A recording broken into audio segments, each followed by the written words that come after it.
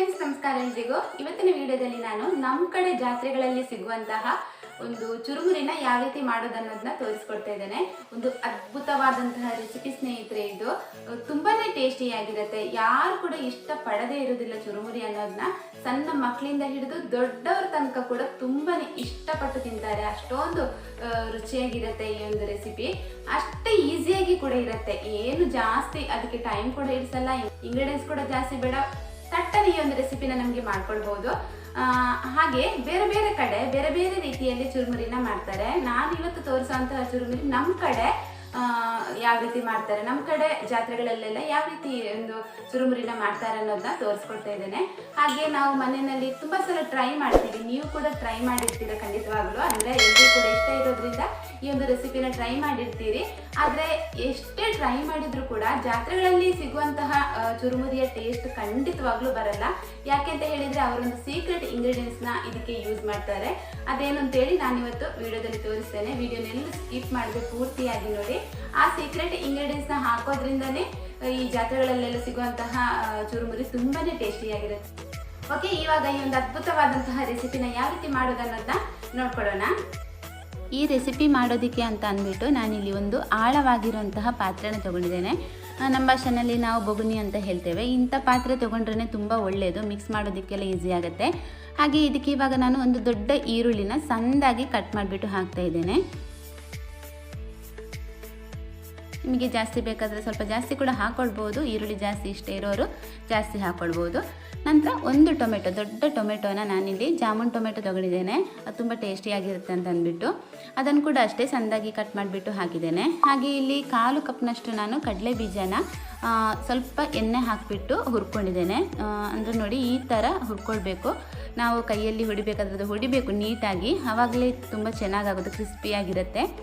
ಬಾಯಿಗೆ ಸಿಗುವಾಗಲೂ ಕೂಡ ಅಷ್ಟೇ ತುಂಬಾ ಚೆನ್ನಾಗಿರುತ್ತೆ. ಇದನ್ನೀಗ ಹಾಕ್ತಾ ಇದ್ದೇನೆ. ಇದು ಕೂಡ ಅಷ್ಟೇ ಸ್ನೇಹಿತರೆ, ನಿಮಗೆ ಬೇಕಾದರೆ ಜಾಸ್ತಿ ಇಷ್ಟ ಇದ್ದರೆ ಜಾಸ್ತಿ ಕೂಡ ಹಾಕ್ಕೊಳ್ಬೋದು. ನಾನೊಂದು 1/4 ಕಪ್ನಷ್ಟು ಹಾಕಿದ್ದೇನೆ. ನಂತರ ಇದಕ್ಕೆ ನಾನು 1 ಸ್ಪೂನ್ನಷ್ಟು ಕಾಶ್ಮೀರಿ ರೆಡ್ ಚಿಲ್ಲಿ ಪೌಡ್ರ್ ಹಾಕ್ತಾ ಇದ್ದೇನೆ.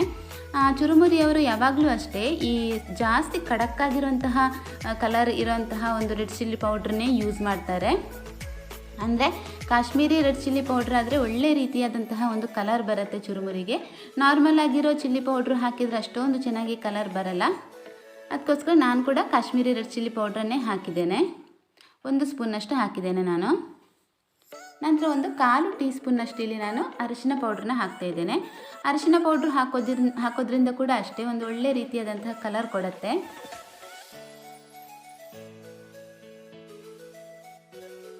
ಇವಾಗ ನಾನು ನಿಮಗೆ ಸೀಕ್ರೆಟ್ ಇಂಗ್ರೀಡಿಯೆಂಟ್ಸ್ನ ಒಂದು ಆ್ಯಡ್ ಮಾಡ್ಕೊಳ್ತಾರೆ ಚುರುಮುರಿ ಮಾಡಬೇಕಾದ್ರೆ ಅಂತ ಹೇಳಿದೆ. ಅದೇನಪ್ಪ ಅಂತ ಹೇಳಿದರೆ ಗರಂ ಮಸಾಲ ಪೌಡ್ರು. ನಾವು ನಾರ್ಮಲಾಗಿ ಮನೆಗಳಲ್ಲಿ ಮಾಡಬೇಕಾದ್ರೆ ಗರಂ ಮಸಾಲ ಪೌಡ್ರೆಲ್ಲ ಹಾಕಲ್ಲ.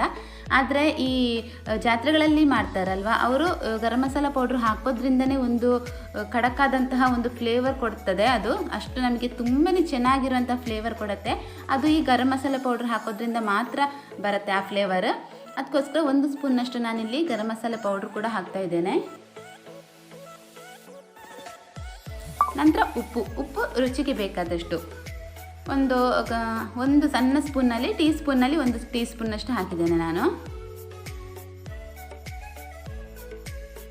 ನಂತರ ಕೊತ್ತಂಬರಿ ಸೊಪ್ಪು ಕೂಡ ಅಷ್ಟೇ ತುಂಬಾ ಚೆನ್ನಾಗಿ ಒಂದು ಫ್ಲೇವರ್ ಕೂಡ ಕೊಡುತ್ತೆ. ಹಾಗೆ ನಮಗೆ ತಿನ್ನಬೇಕಾದ್ರೆ ಬಾಯಿಗೆ ಸಿಗಬೇಕಾದ್ರೂ ಅಷ್ಟೇ ತುಂಬಾ ಚೆನ್ನಾಗಾಗುತ್ತೆ ಚುರುಮುರಿ ಜೊತೆ ಈ ಕೊತ್ತಂಬರಿ ಸೊಪ್ಪು ಕೂಡ ಹಾಕಿದರೆ.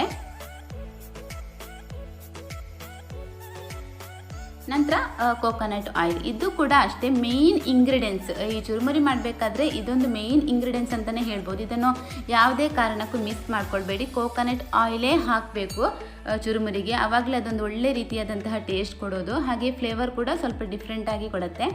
ನಂತರ ಇಲ್ಲಿ ನಾನು ಒಂದು ದೊಡ್ಡ ನಿಂಬೆ ಹಣ್ಣನ್ನು ತೊಗೊಂಡಿದ್ದೀನಿ. ಈ ಮಾವಿನಕಾಯಿ ಸೀಸನ್ ಟೈಮಲ್ಲಾದರೆ ಮಾವಿನಕಾಯಿ ಹಾಕಿಬಿಟ್ಟು ನಮಗೆ ಚುರುಮುರಿ ಮಾಡಿಕೊಡ್ತಾರೆ.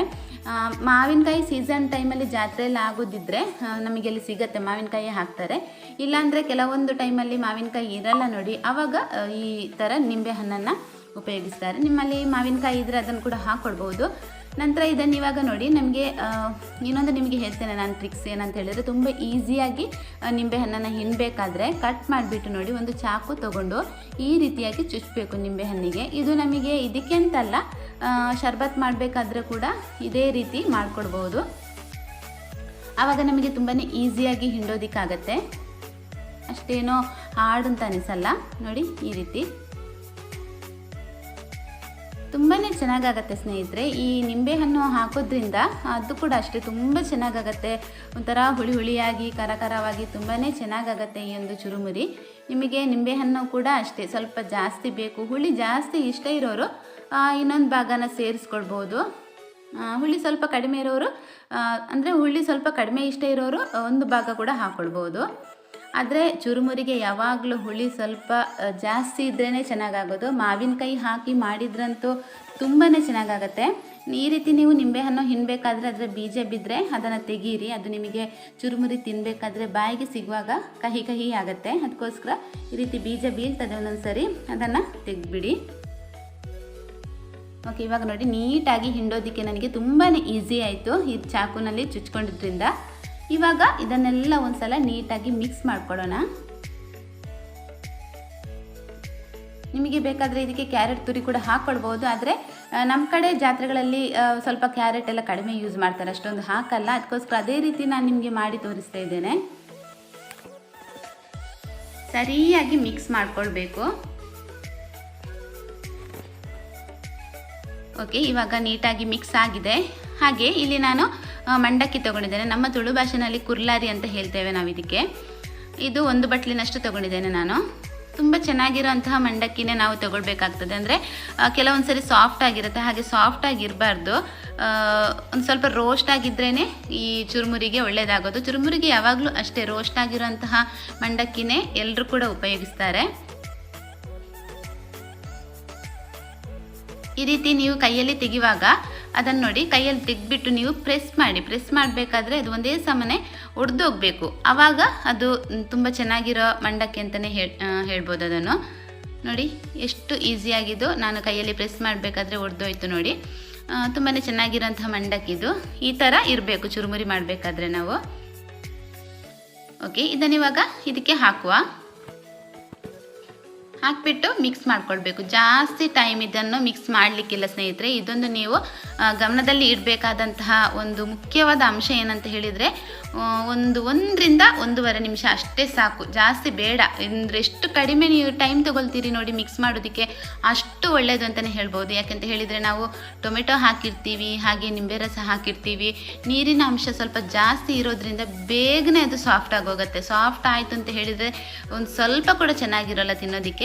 ಈ ಕ್ರಿಸ್ಪಿಯಾಗಿದ್ರೇ ತುಂಬ ಚೆನ್ನಾಗಿರೋದು, ಸಾಫ್ಟ್ ಆಗಲಿಕ್ಕೆ ಬಿಡಬೇಡಿ. ಅಷ್ಟು ಬೇಗನೆ, ಎಷ್ಟು ಬೇಗ ಆಗುತ್ತೆ ನೋಡಿ ಅಷ್ಟು ಬೇಗನೆ ನೀವು ಇದನ್ನು ಮಿಕ್ಸ್ ಮಾಡಿಬಿಟ್ಟು ನಂತರ ಸರ್ವ್ ಮಾಡ್ಕೊಳ್ಳಿ. ಹಾಗೆ ಅಷ್ಟೇ ಬೇಗ ನೀವು ತಿನ್ನಬೇಕು ಕೂಡ. ತುಂಬ ಹೊತ್ತು ಕೈಯಲ್ಲಿ ಇಟ್ಕೊಂಡು ನೋಡ್ತಾ ಕೂತ್ರೆ ಅದು ಸಡನ್ನಾಗಿ ಬೇಗ ತನಗಾಗೋಗುತ್ತೆ, ಅಂದರೆ ಸಾಫ್ಟ್ ಆಗೋಗುತ್ತೆ. ಮಂಡಕ್ಕಿ ಏನಿದೆ ನೋಡಿ ತುಂಬಾ ಸಾಫ್ಟ್ ಆಗುತ್ತೆ, ಬೇಗ ಸಾಫ್ಟ್ ಆಗೋದು ಮಂಡಕ್ಕಿ.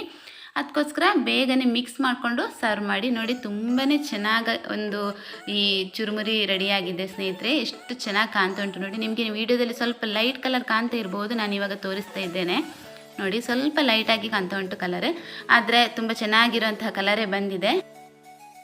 ಇಲ್ಲಿ ಒಳ್ಳೆ ರೀತಿಯಲ್ಲಿ ಕಲರ್ ಇರುವಂತಹ ಕಾಶ್ಮೀರಿ ಚಿಲ್ಲಿ ಪೌಡರ್ ಹಾಕಿದ್ದೇನಲ್ವ ನಾನು, ಹಾಗಾಗಿ ಒಳ್ಳೆ ರೀತಿಯಲ್ಲಿ ಕಲರ್ ಕೂಡ ಬಂದಿದೆ. ಖಾರ ಏನು ಜಾಸ್ತಿ ಆಗಲ್ಲ, ಅಂದರೆ ಅದು ಸ್ವಲ್ಪ ಖಾರ ಲೈಟಾಗಿ ಇರುತ್ತೆ. ಓಕೆ ಸ್ನೇಹಿತರೆ, ಇವತ್ತಿನ ನನ್ನ ಈ ಒಂದು ಚುರುಮುರಿ ರೆಸಿಪಿ ನಿಮಗೆ ಇಷ್ಟ ಆಗಿರ್ಬೋದು ಅಂತ ಭಾವಿಸ್ತೇನೆ ನಾನು. ಇಷ್ಟ ಆಗಿದ್ದರೆ ಪ್ಲೀಸ್ ನನ್ನ ವಿಡಿಯೋಗೊಂದು ಲೈಕ್ ಕೊಡಿ, ಹಾಗೆ ನಿಮ್ಮ ಫ್ರೆಂಡ್ಸ್ ಮತ್ತು ಫ್ಯಾಮಿಲಿಗೆ ಎಲ್ಲರಿಗೂ ಕೂಡ ಶೇರ್ ಮಾಡಿ. ಅವರು ಕೂಡ ಒಂದ್ಸಲ ಟ್ರೈ ಮಾಡಲಿ. ತುಂಬಾ ಒಂದು ಚೆನ್ನಾಗಿರೋ ರೆಸಿಪಿ, ಆದ್ದರಿಂದ ಅವರು ಕೂಡ ಇಷ್ಟಪಟ್ಟು ತಿಂತಾರೆ. ಹಾಗೆ ಹೊಸದಾಗಿ ನನ್ನ ಚಾನಲ್ನ ಯಾರಾದರೂ ನೋಡ್ತಾ ಇದ್ದರೆ ಪ್ಲೀಸ್ ಸಬ್ಸ್ಕ್ರೈಬ್ ಮಾಡ್ಕೊಂಡು ನೋಡಿ. ಹಾಗೆ ಪಕ್ಕದಲ್ಲಿರುವಂತಹ ಬೆಲ್ ಐಕಾನ್ ಕೂಡ ಕ್ಲಿಕ್ ಮಾಡಿ. ಬೆಲ್ ಐಕಾನ್ ಕ್ಲಿಕ್ ಮಾಡಿದರೆ ನಾನು ಹೊಸದಾಗಿ ಯಾವುದಾದ್ರೂ ವೀಡಿಯೋಸ್ ಹಾಕಿದರೆ ನಿಮಗೆ ನೋಟಿಫಿಕೇಷನ್ ಬರುತ್ತೆ. ಓಕೆ, ಸಿಗ್ತೇನೆ ನಾನು ನಿಮಗೆ ಮುಂದಿನ ವಿಡಿಯೋದಲ್ಲಿ. ಅಷ್ಟು ತನಕ ಎಲ್ಲರೂ ಆರೋಗ್ಯವಾಗಿರಿ ಸ್ನೇಹಿತರೆ. ನಿಮ್ಮ ಪ್ರೀತಿ ನನ್ನ ಮೇಲೆ ಸದಾ ಹೀಗೆ ಇರಲಿ. ವಿಡಿಯೋ ನೋಡಿದ ಎಲ್ಲರಿಗೂ ಕೂಡ ಧನ್ಯವಾದಗಳನ್ನು ಹೇಳ್ತಾ ಇದ್ದೇನೆ. Thank you so much. Take care. Bye.